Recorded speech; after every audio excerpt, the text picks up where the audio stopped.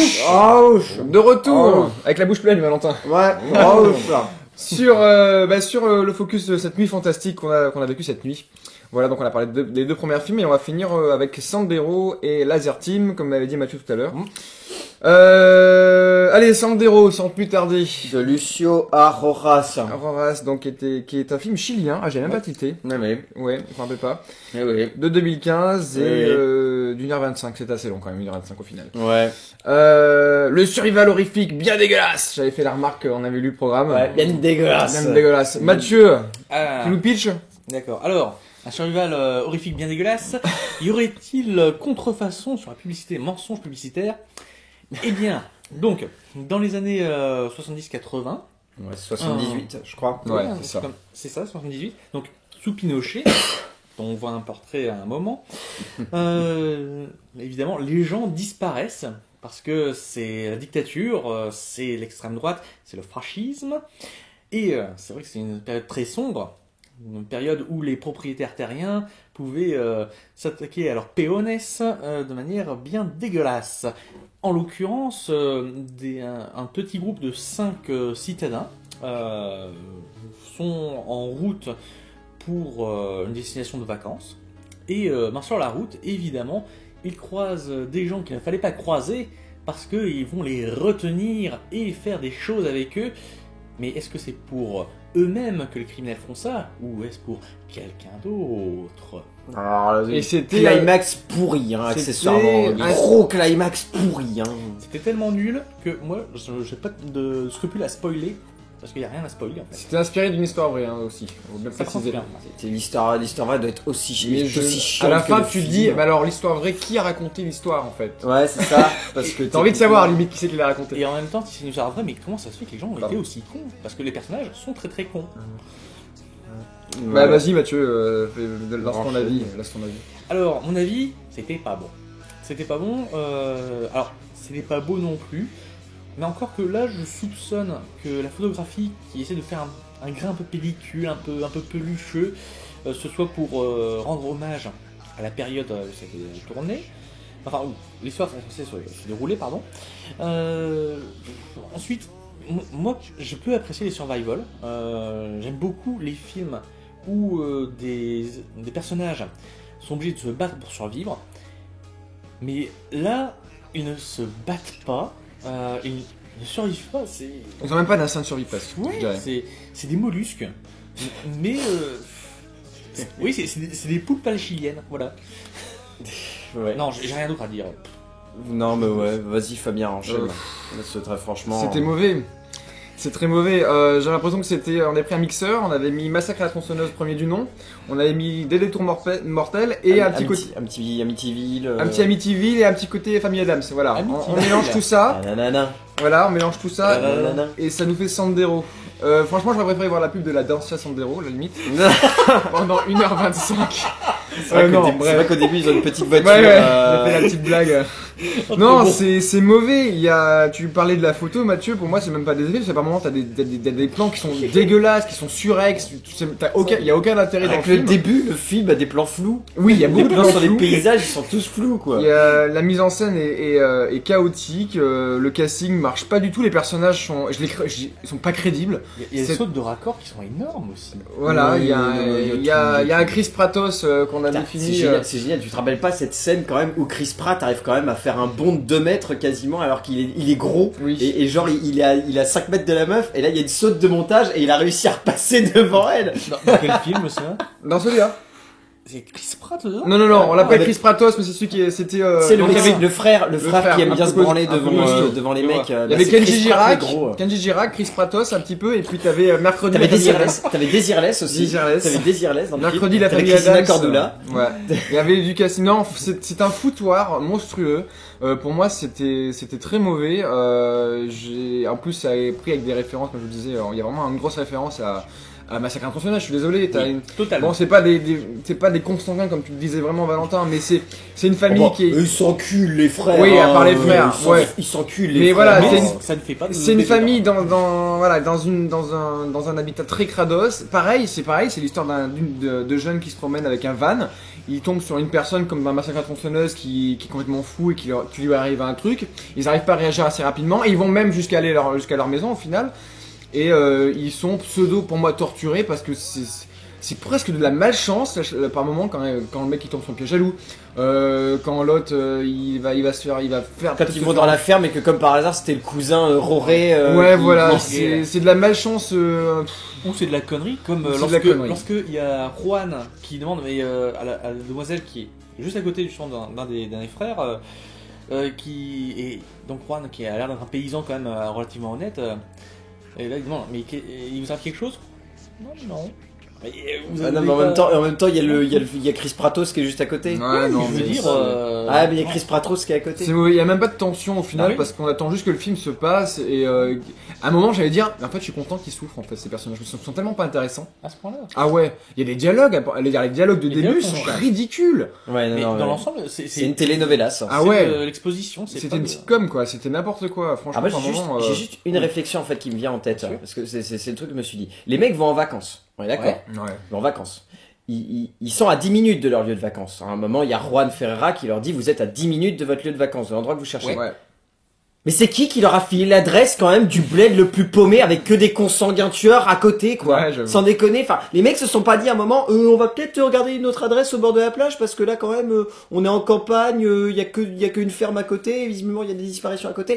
La merde quoi. Et puis même l'intro, on passe 3 heures sur cette fille qui va partir grâce à une bourse à Berlin dans une grande école. Mais ça sert à rien. Lui qui Ça va me partir donne à même- Paris, il y a une histoire d'amour qui ne Ça sert à donne rien. même pas de, ça donne Ah, même rien. pas de parabole, tu sais, c'est même Non. pas genre l'émancipation de la jeunesse qui chercherait à partir à l'étranger parce que le pays est trop mal ou des trucs comme ça, que dalle quoi. Et puis en plus t'as le mec qui fait partie d'une secte, tu sais même pas à quoi elle sert cette secte, tu sais même pas si ça sert à faire revivre l'antécrit, tu sais même pas si ça sert simplement à Pinochet, genre hey, on va sacrifier des trucs pour Pinochet parce qu'on a envie qu'il reste. Pinolet, Pinochet. Même pas, y a que dalle quoi. Et la musique du film. Ah oui. Un C'est mec quoi qui s'est ce endormi sur problème son clavier. C'est quoi dans la musique était complètement à des années-lumière du propos du film et de Même du l'ambiance xylophone du film. quand même à un moment. Ouais, non mais t'avais Le l'impression. xylophone, ça peut être très beau, mais il faut Ah, bien mais non, non, l'utiliser mais faut quoi. savoir s'en Non, servir. la musique, par moments, t'avais l'impression que c'était un vieux film SF des années 70 où t'attendais des vaisseaux spatiaux dans le ciel, quoi. Non, c'est mauvais, c'était bien On passe- dégueulasse, mais au sens propre du terme. On C'était- passe à autre chose parce qu'on est Ouais. tous d'accord dessus, Ouais. c'est une purge. C'est une purge. C'est une Donc, purge. c'était le film décevant de la soirée pour moi. Voilà. Donc maintenant, le quatrième film, et je crois que là, on va pouvoir bien discuter. Laser Team. La grosse comédie. De Matt Ollum. Première production de YouTube Red. Ouais. Et c'est le premier film aussi de Matt Ollum, je crois. Oui. Oui. Donc, Donc, qui est un vidéaste sur YouTube, de ce que j'ai vérifié. Et donc, résultat, ça, c'était son premier long métrage qu'il a vendu sur un faux teaser, je crois. Et donc, c'était financement participatif, 2 millions de dollars si j'ai bien compris. Oui, c'est ça. Ouais. Financement très participatif, il n'y a pas du tout de grosse boîte derrière, même YouTube, il s'occupe que de la distribution. Parce que le film, en gros, est en VOD que sur YouTube. Donc, encore une première en France hier soir. C'est ça. Et, la sortie. et tiré d'un court métrage. Si, là Oui, aussi. c'est ça. Oui, voilà, C'est c'est pas un ça, court métrage court-métrage, qui a vendu le film en fait. Voilà. Qui a donné l'idée au film. Qui c'est qui À trois, Allez, on va Fabien, essayer à trois. vas-y. Parce que là, j'arrive pas trop à. C'est pas évident. C'est Je pas me suis évident. En Moi, gros, ça, je peux le faire parce que. Tu l'as, Mathieu, là Voilà. Allez, Bah oui. vas-y. Alors, donc, dans les années 70, on reçoit le signal WOW. Vous allez sur Wikipédia pour voir ce que c'est. C'est une énigme qu'on n'a pas réussi à déchiffrer. Mais en fait, si.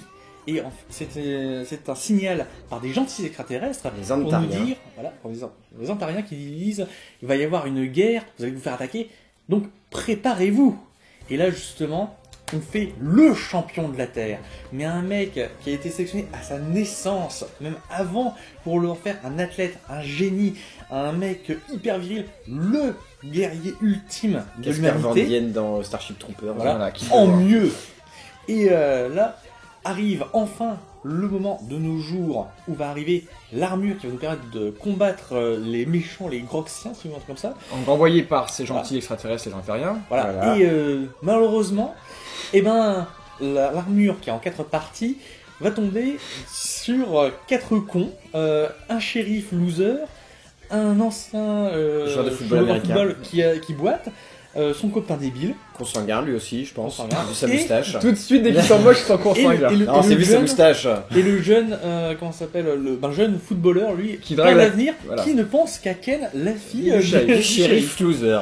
Résultat, chacun met une partie de l'armure, si bien que l'armure ne peut plus être enlevée, et ils doivent jouer alors qu'ils ne peuvent pas se blairer les quatre, ils doivent agir ensemble pour combattre les Groxiens. Se préparer et combattre et faire le combat final contre le. Et Voilà. suite à un Instagram du jeune joueur de football, ils vont s'appeler la Laser Team. Et Voilà. ils sont connus sur tout le monde. Ils n'arrivent plus à cacher le truc. Eh bien... Vas-y Mathieu, vas-y, commence. bah, personnellement, j'ai surkiffé. Et là justement, je vais tout de suite lancer le truc qui va pas plaire à Valentin. J'ai trouvé ça mieux que Kung Fury, mais moins bien que Turbo Kid. Je précise. Parce que justement, moi, Oui, il a fait j'ai ça, là, beaucoup apprécié l'humour référentiel. J'ai beaucoup apprécié que ce ne soit pas un film, là aussi, hystérique, parce que le problème avec Kung Fury que j'ai eu, c'est que ça allait trop vite et ça brassait trop de choses. Ça ne prenait pas assez son temps. En même temps, c'est un moyen métrage. En même temps, c'est un moyen métrage, je reconnais. Là, on a un bon long métrage qui dure 1h30, 1h40. Et là-dessus, le film prend son temps, met de bonnes histoires, fait quelques déconstructions de stéréotypes scénaristiques, narratifs. Il reprend parfois des poncifs, mais il les utilise bien. Et surtout, moi, j'avoue, j'ai été bluffé par la mise en scène de Matt Holland. J'attends de voir ce qu'il va faire d'autre parce que je n'ai pas vu dans ce film à 2 millions de dollars un film de petit budget américain. J'ai vu au contraire l'équivalent, à part pour quelques scènes évidemment ou quelques effets spéciaux qui n'étaient pas très bien incrustés. Pour moi, c'était un film, l'équivalent d'un film de 15 millions de dollars qu'aurait fait Hollywood. Donc, du très bon travail dans l'écriture, dans la réalisation et dans le post-production. Voilà. J'ai Très bien. beaucoup apprécié. Bah, la fatigue tirait un peu pour ce dernier film. Non, j'ai pas dormi spécialement, mais ça tirait un peu dans ce film-là. Donc je suis peut-être pas forcément très objectif, mais non, c'était un très bon délire, encore une fois, un très bon délire, bien assumé et bien vendu et bien réalisé au final. Pour un premier film, en tout cas, chapeau d'avoir pu financer un projet tel que celui-là. Parce que c'est, je pense, une idée d'un film de copains qui se réalise avec une une vraie équipe, avec un vrai casting. Le quatuor marche très très bien et assez, même s'il est assez stéréotypé dans sa base, arrive à se décalquer par moments sur des jeux assez plus intéressants. La mise en scène est assez, je l'ai pas trouvé extraordinaire, je l'ai trouvé assez classique parce que pour un premier film, le but c'est pas non plus d'impressionner par ce biais-là, mais c'est de faire quelque chose de propre et d'assez clean. Les effets spéciaux sont assez propres dans l'ensemble. C'est vrai qu'il y a quelques par moments, là, notamment la première séquence, on voit les tout premiers aliens en train d'attaquer une partie de la ville, était pas très bien réussi, mais dans l'ensemble, en tout cas l'armure et les effets de l'armure et tout ce qui peut se faire aux alentours et autour de ça marche assez bien. Après, c'est un peu con comme comédie aussi, on va pas se le cacher. C'est le but aussi. Voilà, moi j'ai passé un bon moment aussi, mais je le mettrai pas, je sais pas, je mettrai pas au top de la soirée non plus. Je pense que je sais même pas si j'en devrais en mettre un au top parce que pour moi les trois sont sympas à part Sandero. Mais voilà, j'ai passé un bon moment et puis hâte de voir la suite s'il fait autre chose et puis non, c'était fun. Valentin. Ben, c'est ultra cliché, c'est ultra surfait. On a déjà vu ça 1000 fois au niveau de l'écriture et même l'histoire, c'est très surfait, mais c'est bien. Enfin, moi je trouve que ça marche vraiment bien, c'est fun, c'est drôle, c'est totalement assumé dans son délire. Les 4 personnages ont un charisme absolument dingue. Enfin, moi j'ai adoré les 4 personnages, ils sont juste adorables. Enfin, tu t'attaches trop facilement à eux. Très bien joué. C'est vraiment excellent. La mise en scène, après, comme Fabien dit, j'ai pas trouvé vraiment de fulgurance, vraiment scénographique. C'est bien mis en scène, mais c'est mis en scène de manière classique dans le genre. Donc résultat, ça fait que oui, c'est un petit budget, et ça n'a pas du tout la gueule d'un petit budget, comme l'a dit Mathieu.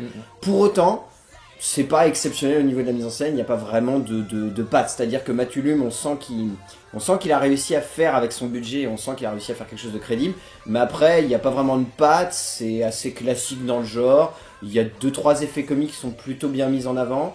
Et puis, mais voilà, après ça fonctionne bien. Enfin, c'est le genre de film, c'est très bien pour ponctuer la soirée. Moi j'ai trouvé que c'était une très bonne idée de la part de Jean-Maurice de finir sur cette note-là. Même si malheureusement les gens dormaient à la fin du film, ça se sentait. Mais Ouais, Dans c'est l'idée, vrai. ça fonctionnait quand même bien et puis ça apporte vraiment un équilibre, je trouve, sur toute la soirée parce que Sandero avait eu tendance à un peu nous achever et là les heures Ah bah ça a hué à la fin de la séance. Oui, Ah ça a eu, Ça a eu. ça a pas du tout.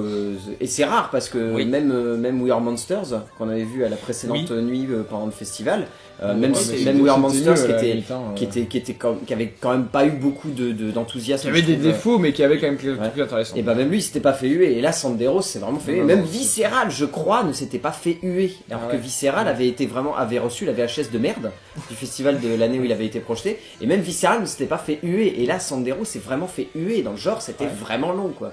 Enfin, le truc qui a plus rimé de film pour Sandero c'était les blagues des spectateurs. Mais pour revenir sur Laser Team est un film qui est vraiment cool et qui a très bien ponctué la soirée j'ai trouvé. Franchement, il y aurait eu Laser Team distribué et fait à la place de Pixel qui est sorti l'année dernière, ça aurait été 10 Oui. fois mieux. Ça, c'est vrai. Oui, ça Parce par que contre c'est c'est vrai. 10 fois mieux que Pixel. Hein. Alors Dans l'humour et dans l'ambiance un peu pseudo-geek, j'ai pensé, ça m'a fait un peu penser à Pixel. En mieux. Et c'est de l'humour très postmoderne. Hein. C'est justement une utilisation. Moi, ça me fait penser. Alors, il y a un site que j'adore, c'est TV Tropies. Si jamais vous voulez regarder, donc c'est TV plus loin TROPES. C'est un site anglophone sur la narratologie avec quelques pages en français. Moi, j'ai eu l'impression que Matt Ollum, qui est un des 4 scénaristes qui ont fait le scénario, le screenplay de ce film, qu'ils étaient nourris justement à ce genre de site qui référence justement quels sont les stéréotypes, les clichés de cinéma, comment est-ce que ça peut être subverti, comment ça peut être détourné, on peut jouer avec. Parce que moi, j'ai arrêté pas de voir comme ça des jeux, et c'est aussi pour ça que la mise en scène m'a plu. Il y avait le côté une mise en scène fluide, il y avait pas de temps mort, il y avait des scènes qui se posaient bien, Oui. mais il n'y avait pas de ventre mou. Non, il y en a pas. donc. Non, Et, le film, et bien il y équilibré avait de ce point de quelques vue-là. plans qui en même temps avaient, bon, c'est des plans pas de fulgurance effectivement, mais des plans bien travaillés. Donc, et j'ai l'impression que c'était justement avec un entraînement au côté justement très internet où en fait on connaît tellement les ficelles, on connaît tellement les recettes que on sait instinctivement, enfin on se prépare instinctivement à l'écriture à faire quelque chose d'aussi construit parce qu'il y a plein de scènes qui annonçaient les scènes suivantes, etc. Et des gars qui se retrouvaient sur l'ensemble du film. Donc, par exemple, les blagues sur Instagram et son utilisation ponctuent tout le film, sont bien utilisées, l'utilisation des réseaux sociaux, tout ça. Enfin, moi, c'est vraiment le genre de truc qui m'a fait rentrer dans le film. J'ai jamais eu l'impression que le film était con ou me prenait pour un con, mais le film parle de personnages qui sont cons, de situations qui sont cons. Et la mise en valeur de vraiment ça. ceci par le biais des réseaux sociaux. C'est vrai à qu'aujourd'hui, même des fois le gouvernement est un peu soumis à ça parce que l'émergence d'un terme ou d'une chose sur les réseaux sociaux va faire que ça va marquer tout le monde. Quoi. Pour revenir à, c'est con, mais pour revenir aux attentats l'année dernière, le Je suis Charlie, il est parti de là. Il est Oui, parti c'est de ça. quelqu'un qui a eu cette C'est idée de dénoncer là. Et qui va marquer les esprits. Et là, C'est une Laser chose, Team, hein. ils ont même pas choisi leur nom, c'est le public qui l'a choisi pour eux. Ah non, c'est l'autre qui est, il y en a quand un même le qui l'a petit proposé. footballeur, c'est quand même le petit footballeur qui a marqué #LaserTeam. Ah, c'est lui qui avait C'est marqué, lui qui a quand c'est même lui marqué qui a D'accord. hashtag marqué. Laser. Je crois que je me rappelle plus. Je crois que C'est c'était devenu le- viral. D'accord. Bon, voilà, on fait un petit bilan sur Laser Team. Et puis quand même le casting, faut le préciser, mais Ouais. Bernie Burns, Gavin Free, Michael Jones et Colton Dunn, les 4 Ouais. acteurs principaux sont juste géniaux. Sont Ils géniaux, sont ouais. extraordinaires, ils ont un charisme dingue et petite préférence pour Colton Dunn, celui qui joue l'ancien footballeur qui a la cheville pétée, qui est juste à mourir de rire. Ce mec il est ultra charismatique quoi. Très bon personnage, très bien joué. Voilà. Bilan de cette nuit fantastique, votre film préféré? Laser Team. Green Room. Ma Green Room sans hésitation. Bah, je sais pas. Parce Toi, tu j'ai- mettras à égalité I Am a Hero, Green Room et Laser Team. Bah ouais, j'ai. Dans ce cas-là, quel est ton pire film j'ai- de la soirée Fabien Sandero. Non, j'ai pas eu vraiment de coup de cœur sur les trois que j'ai aimés. Ils sont tous les trois à voir et avec des bonnes surprises, mais j'ai pas eu de gros coup de cœur. Mais Sandero, non, faut passer à côté totalement, écraser-le, De rouler toute façon, je dessus. suis même pas sûr que ce soit trouvable sur internet. Si Ouais, jamais dessus. vous voulez regarder, ça s'appelle Sendero Paf sur internet. Voilà. Mais vous pouvez vous en passer parce que même avec des potes, des bières ou même un gros joint, Non, je suis non. même pas sûr que ça passe bien. hein. Faites-vous un détour mental, refaites-vous un massacre à tronçonneuse, Voilà. c'est 10 fois mieux. Voilà, c'est- c'est bien. Ou la famille Adams à la limite. Ouais. C'est très bien. Oui. Très bien. Donc on se retrouve Le 22 mars. Le 22 mars pour la soirée à la con. Donc c'est la soirée à la con qui n'est pas au 14A, hein, qui est aux ateliers Beach. Donc c'est 3 rue Beach, à côté de la Cité des Congrès à Nantes. Voilà. Donc en Vous gros, regardez vous allez ça. dans les petits trucs qui longent les quais, et en fait, il y a un atelier à un moment, un truc qui semble un peu insalubre, et ben Ouais. vous rentrez dedans, et en fait, c'est pas du tout insalubre, il y aura une putain de bonne Donc on ambiance. fait un peu de pub, hein, Jean-Maurice nous a donné ça hier soir. Donc c'est 5 euros les 3 films. Il y a de la bière, du soda pour 2 euros. Et les films, c'est un gros film gore, une comédie bien potache, et un un porno. Et un bon porno. porno. Les Donc, lolos le de la réfrigérateur American Gunga Pig. American Guinea Pig. Et les lolos de la pompiste, voilà, pour vous dire que... Le de la pompiste, j'ai hâte de voir ça parce que il y a l'air d'y avoir du sexe d'un peu de tous les genres quoi.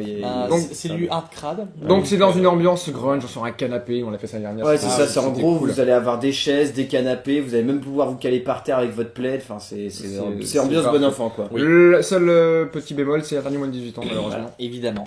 Donc on se retrouve le 22 mars, donc c'est un mardi. Voilà. Voilà, à partir de 19h, la soirée à la con. Voilà. On vous attend si jamais vous êtes à Nantes ce jour-là. Voilà, et ben on va finir avec un petit cri de l'absurde, Bah histoire ouais. de ponctuer cette grande nuit. 1, 2, 3.